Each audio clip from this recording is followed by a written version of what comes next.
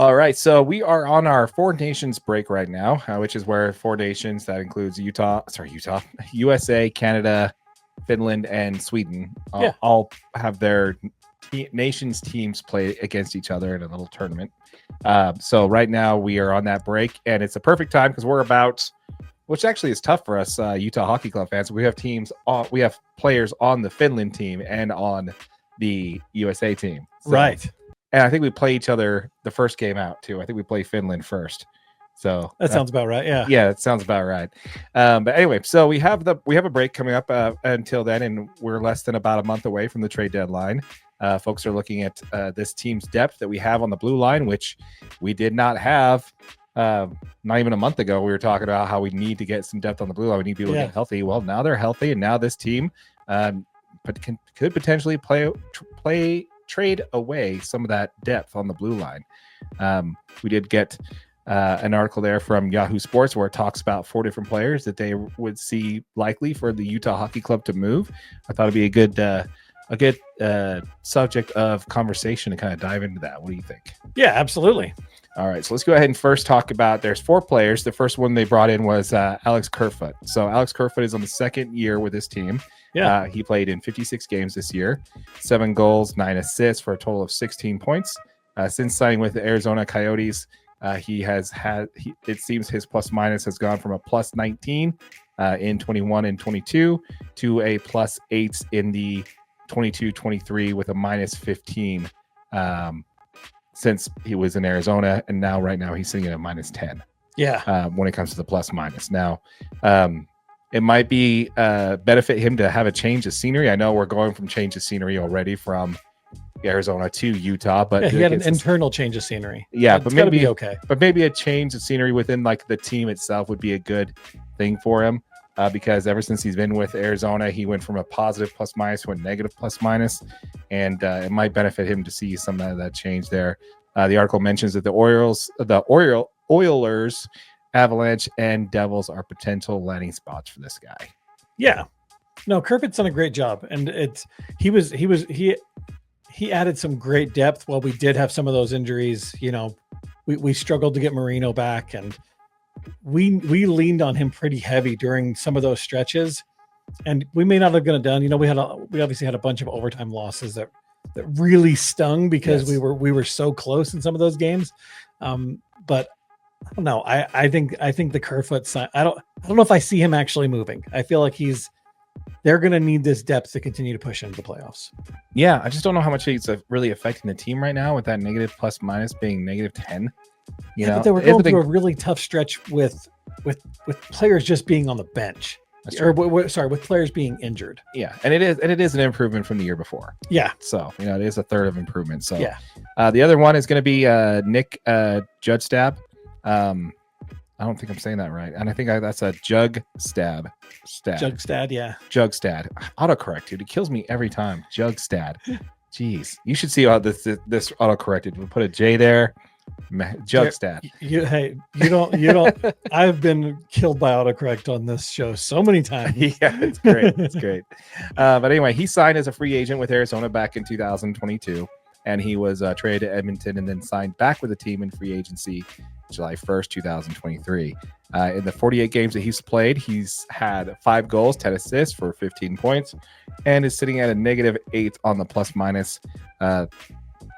This Yahoo article mentions that the Maple Leafs, Panthers, and Wild would be a good landing spot for them.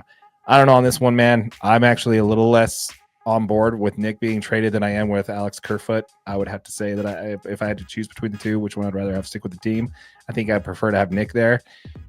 He seems to just in his limited amount of games that he's played in comparison, it seems like his overall production is higher. Yeah, he has been really effective in some of those minutes. He's done a really good job taking advantage of opportunities that he's been getting. Yeah, no, I agree. Yeah. So the article also mentioned another couple players there. Yeah, absolutely. So one of the other ones that it mentioned is Karel Vejmelka, and he's obviously the backup. I think this is going to be a tough decision for Utah, right? I mean, Connor Ingram is currently injured. He took I don't know if you saw this, but he took a pretty heavy shot from Alex Ovechkin. Mm-hmm. which really puts Karel right back into the starting lineup. So, he's kind of provided a bunch of stability in the net for Utah hockey, because Connor Ingham struggled early in the season. It's funny because we did a video on him. He kind of struggled. They pulled him. They switched him for Karel. And then Connor Ingham came back, had a bunch of really good games. Yeah. But Vejmelka, he's kind of one of those guys where you're like, well, do we really need him? Is this the guy for the future as a backup? Because Connor Ingham has shown these kind of flashes of brilliance where it's like, this is our guy. Right. But so has Karel, right? Like this season, he's got a .909 save percentage, only given up 2.57 goals against average. So he's done really good. I mean, Ingram, since his return in January, has posted a 261 goals against average, which is obviously a little worse, but not bad. And then he's also got a .905 save percentage. So they're kind of hand in hand on those statistics.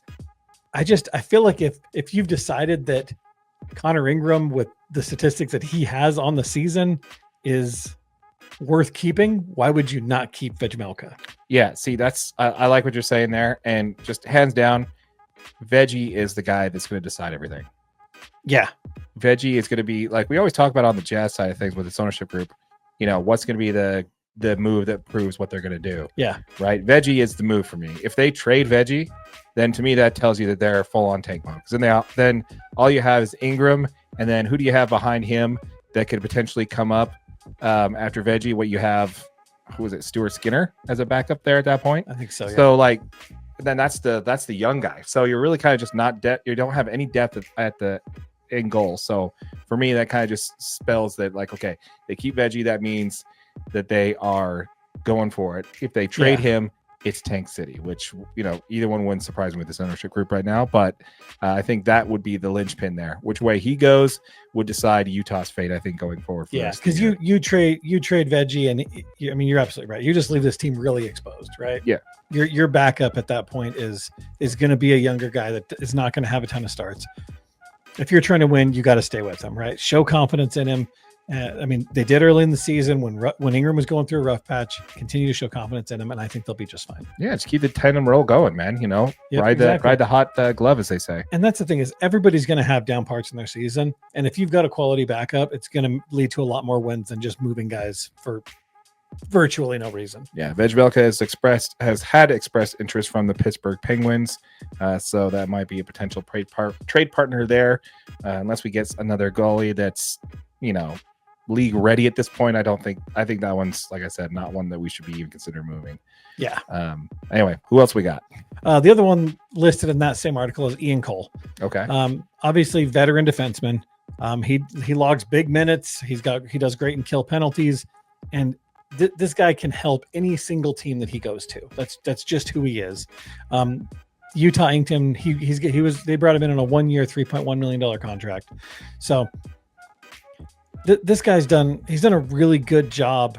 Again, kind of filling in, and he's just been there, man. He's really just kind of checked all the boxes for Utah as far as when he's not providing offense, he's physical. He's always there. I don't know. I think if you move this guy again, like you said, it kind of shows you that they might be looking to take this team in a different direction. Right. So I think if there is going to be a player that's going to be moved, I think it's probably Ian Cole is going to be the one, or maybe it's some of our other veteran guys like Spicy Tuna. Potentially could be, just simply because you've got to, depending on where this team's going to end up at the end of the year, they're going to need to get some time for these younger players, and we have all these draft assets that we're not moving, that we haven't moved yet, that maybe they're sitting on. Who knows what Armstrong's thinking? Yeah. But I think out of all the four that we've mentioned, I think Cole's the most likely to be traded. I don't know. What do you think?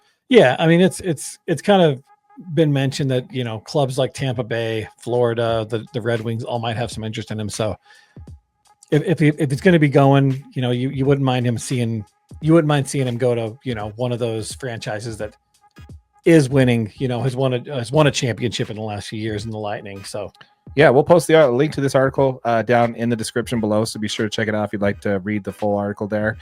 We've just mentioned only 4 of the 9 expiring contracts the Utah Hockey Club has coming up at the end of the year. Yeah. So 9 unrestricted free agents. There's also links to someone, there's also some additional moves outside. So I'm sorry, I lost my train of thought there.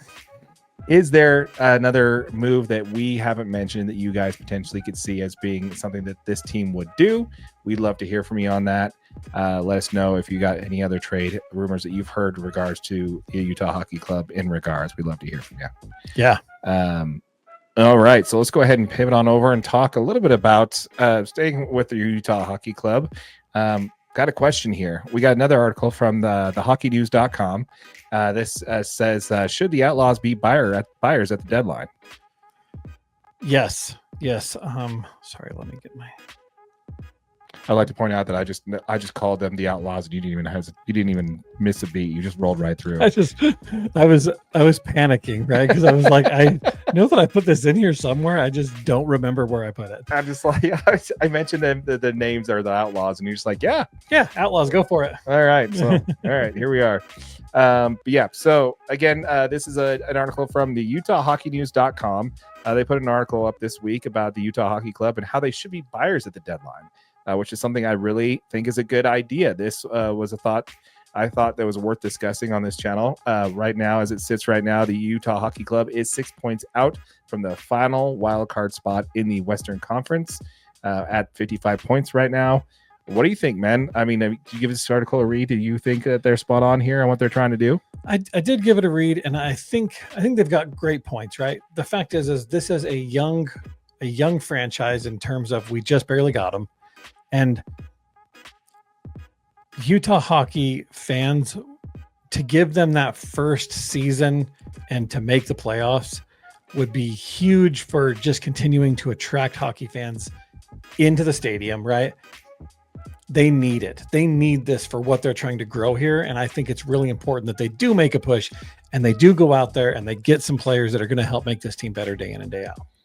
Yeah, out of the players listed that are potentials for them that they said that they should go after, and we'll again link this article in the description down below. The one that jumps out to me is Jake Evans. He's the only one on that list that had a positive plus minus with a +2. Yeah, he's in the 56 games that he's played. He's got 11 goals, 16 assists for a total of 27 points. Now with hockey, I'm kind of not so sure on the plus minus versus the points and how that all jives. So I could be wrong on this one. Yeah. But of all the players they mentioned, I think that's the one that I think would be the best option. They did mention kind of like a go for broke, go all in type scenario in this article. And I can't remember what the player's name is off the top of my head. Dylan Cousins. Thank you. His stats were not much different than Jake Evans. Like his statistical, I mean, he's played in a few more games, but other than that, it was pretty similar. I don't know. I just think that I think to your point, it is more important for this team to kind of push the chips in the middle, make some big trades with all that draft capital they've been. If you can put this team into the playoffs, this young team in the playoffs, first year you're in Utah, that'd be nothing but to benefit this team going forward. So I don't know why you would want to do anything to disrupt that. I don't think they should be sellers. I definitely think they should be buyers at the deadline. Yep, I totally agree. And honestly, I think Jake Evans is, like you mentioned, I think he's just such a great fit for this team. I think he would be a good one to go after because, he is still relatively young at 28. He was kind of a later pick. He went in the 7th round, but I feel like this guy could really add a ton to this team, and just even if he sits for a little while, I don't know. I like that pickup. Yeah, I think it's the right move. We'd love to hear from you folks. Let us know what you think in the comments down below. Do you think this team, again, just being just a few points out of the final wildcard spot, do you think they should make a push for it to be in the NHL playoffs as a wildcard spot? We'd love to hear from you. Let us know what you think in the comments down below. Once again, folks, we'd love to hear from you. Let us know what your take is down there. Once again, we did just drop a bunch of new merch in our merch store. Be sure to check it out. It'll be listed down below. We also have this lovely logo on a hoodie, so be sure to check it out. We have our own channel specifically for the Utah Hockey Club DNA. that you're probably watching this on that channel right now. We'd like to appreciate you for watching. Thanks you for turning in. Be sure to hit that like button, hit the subscribe button, so you don't miss out on all of our Utah Hockey Club content that we're going to be putting on Utah Hockey DNA. Absolutely. And yeah, check it out. Check out the hoodie right down there. It's pretty sweet. Boom. Love to hear from you on it. Okay, so when it comes to that, do you anything else you have on hockey there? No. I mean, like I said, we're going into the break, so it'll be interesting to see kind of what they do in the next couple of weeks. Pause on that for a second. What actually, let's hit some comments, and then I want to talk. Get one more thing on your feedback there. The Outlaws, yeehaw! Let's see here. Can't wait to get the official NHL branded Outlaws chewing tobacco. Heck yeah! That's all I need in my life. This town ain't big enough for the two of us. The outlaw. This is outlaw country. That's right. That's great. Appreciate it, Greg. That's awesome. Yeah. Side note on that. Like, okay, so why wasn't Clayton Keller on Team USA? Because he got snubbed, man. Yeah, just straight up snubbed, especially after the season he's having. He's having great. I mean, technically, Dylan Gunther is our top goal scorer, but as far as points, man, Keller's killing it, man. Yeah. Like, why did he not make it a Team USA? I don't know. There's something I didn't like. And so snub on, not surprising that a team from Utah is getting snubbed when it comes to like the all-star thing. What do you think about it? Probably because we don't have a name. That might be part of it. The Utah Hockey Club. What do you think about this, man? Like this format for instead of having an all-star game?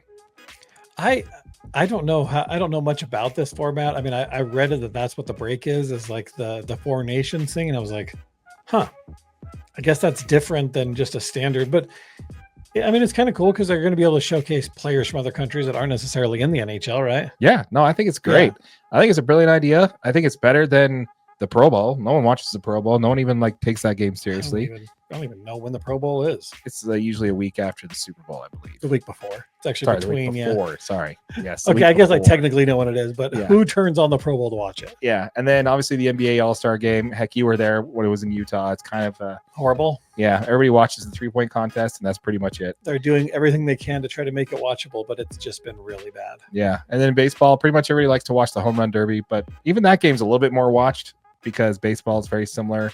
Yeah. Into the contact's not really there, so it's not, and the pitchers aren't throwing like 5 innings. Everybody gets like 1 inning. Yeah, so 1 inning, kind of like a bullpen. 8 pitches. Yeah.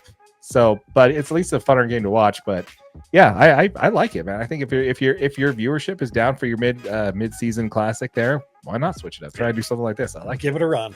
Yeah. Let's see here. We got one more. Let's see here. Outlaws is objectively terrible. I don't know, man. You got AJ over there. Thinks it's a good fit, man. I don't know. He's liking that one.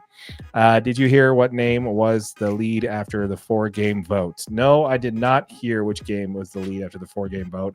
I'm leaning towards Outlaws. That's the one I'm thinking is what it's going to be, because that's what I've heard, but I haven't seen anything like official. Yeah. Joe, let us know if you've heard something on that, because honestly, I'm just not a fan of that logo. Like, I'm okay with the name. It's the logo they put on there. I don't know if you caught our logo's bad. Yeah, I don't know if you caught our video last week, Joe, on that, but yeah, we broke down. It looks like it's just a 2K creative player logo type thing. It just did not look great. But yeah, we'd love to hear from you, man. If you have anything inside info on that, let us know. We'd love to hear on that for sure. But yeah, once again, folks, we want to hear from you. Let us know in the comments down below what you think in regards to Utah Hockey Club. Have you seen anything that when it comes to the trades and stuff like that? Have you seen any rumors or anything that you think are worth discussing? We'll jump on and talk about it next week. Absolutely.